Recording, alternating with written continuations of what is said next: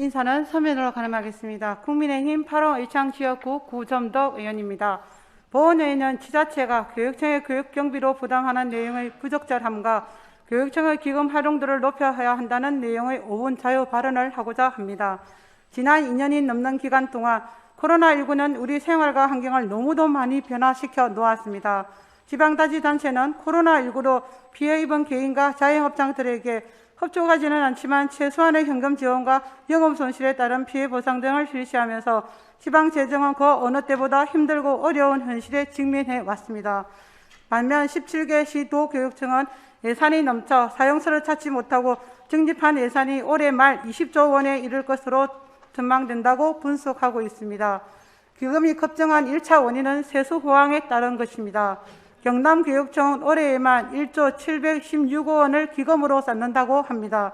각급 학교에서 여러 가지 사업을 하고도 그만큼 교부금이 남았다는 뜻입니다. 경남교육청은 앞서 1,578억 원을 들여 도내 초중고 학생들에게 노트북 29만 4천 대를 보급해 논란이 되기도 했습니다. 또한 어제 보도자료에 따르면 도내 전 3만 교원 대상으로 500억 원에 상당의 교원 1인 1 스마트 단말기를 보급해준다고 추진하고 있습니다. 예산이 부족하다면 상상하기 어려운 사업입니다. 중앙과 지방정부가 지방교육재정보급원 개편이 필요하다고 주장하는 데에는 국세와 지방세의 일정 부분을 일률적으로 떼어서 시도교육청 예산으로 전달하는 구조가 재정 효율성을 해치고 있다고 판단했기 때문입니다. 지방교육청들은 중앙정부에서 배정받는 교육보금 외에도 강력지자체로부터 시도세의 3.6에서 10%를 법정 전출금 명목으로 넘겨받고 있습니다. 여기에 기초지자체들은 체육관 종개축과 급식비 지원 등 적지 않은 예산을 지원하고 있습니다. 그렇다고 학교 신설만큼은 시군에 기대지 말고 교육부와 교육청 예산으로 신속히 해결해야 합니다. 중앙정부와 지자체 재정은 한정되어 있는 반면 교육재정은 학령 인구마저 급감하고 있지만 정부의 세수 징수 실적에 연동돼 기계적으로 증가하고 있습니다. 경직적인 법 규정 때문에 악순환이 반복되고 있는 것입니다. 지난 5년 동안 창원시는 각급 학교의 다목적 강당 등 설립기금에 229억 원, 학습 강화, 교육 환경 개선 등에 744억 원, 여기에 무상급식 지원비로 923억 원 등 많은 예산을 지원하고 있습니다.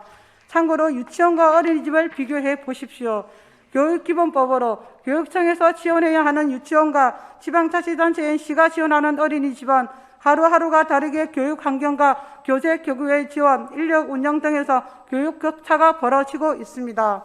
여기에 더해 도교육청은 학교 신설을 위해 진해 충북지역 고등학교 부지를 창원시에서 제공해 줄 것을 주장하고 있고 유니시티 주민들이 강력하게 요청하고 있는 가칭의 창중학교 설립에도 창원시의 재원 부담을 학교 설립 전략으로 삼고 있습니다.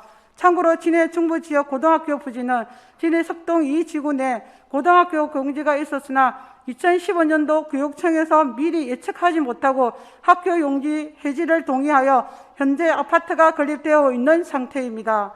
창원시는 창원과학고 설립을 위해 총 사업비 360억 원 중 절반에 가까운 150억 원을 부담하였고 내년 3월에 개교 예정인 가칭 북면 1고에 총 사업비 356억 원 중 120억 원을 부담하고 있습니다.